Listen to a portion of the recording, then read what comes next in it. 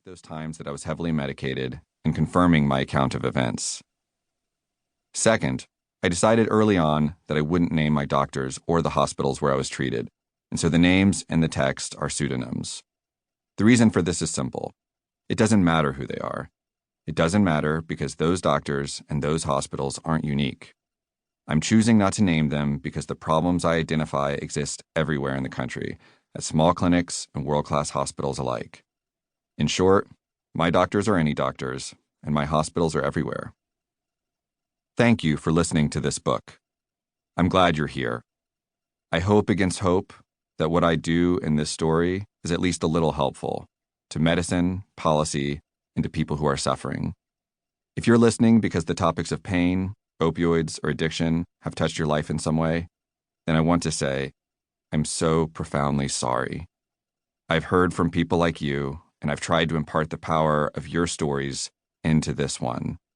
And if you haven't been touched by these topics, but are willing to think about them anyway, then I want to say, thank you. It will take all of us to solve the challenges I raise here.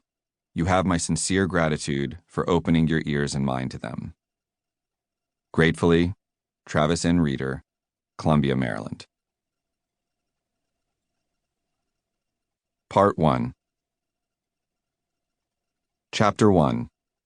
A Salvage Situation. May 23, 2015, started out as such a good day.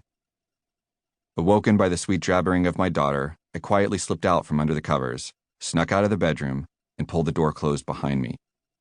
The giggles were coming from just one room over, and I smiled as I entered to find baby girl standing in her crib, holding her favorite blanket, waiting patiently for her rescue.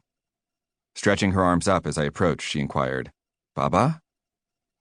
"Good morning, sweet girl," I whispered as I crossed the room. "Now let's be quiet so we don't wake Mommy, okay?" I hoisted her out of bed and pulled her tightly into my chest with a shush, before sneaking her quickly downstairs, leaving my partner Sadia to get just a little bit of extra sleep. Those are the rules in our house. If you're planning to leave for the day, you get morning duty. And I had a date with the beautiful, winding roads of the Shenandoah Valley.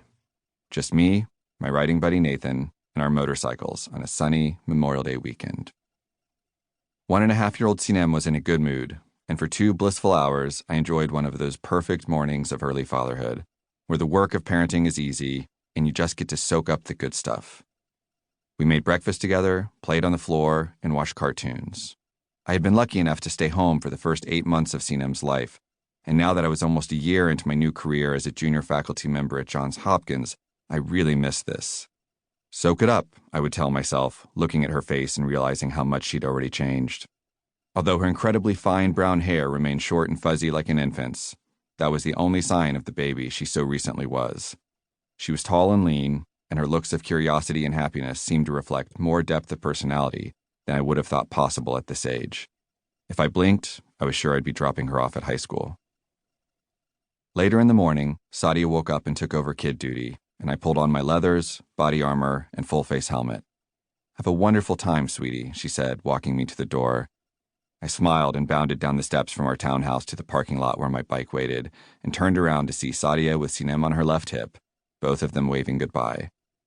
Although Sinem was thin like her mom, she'd gotten more of my complexion, and her fair skin contrasted with Sadia's more olive tone and thick dark hair. I blew them both kisses through my helmet, threw my leg over the seat, and fired up my Triumph Daytona.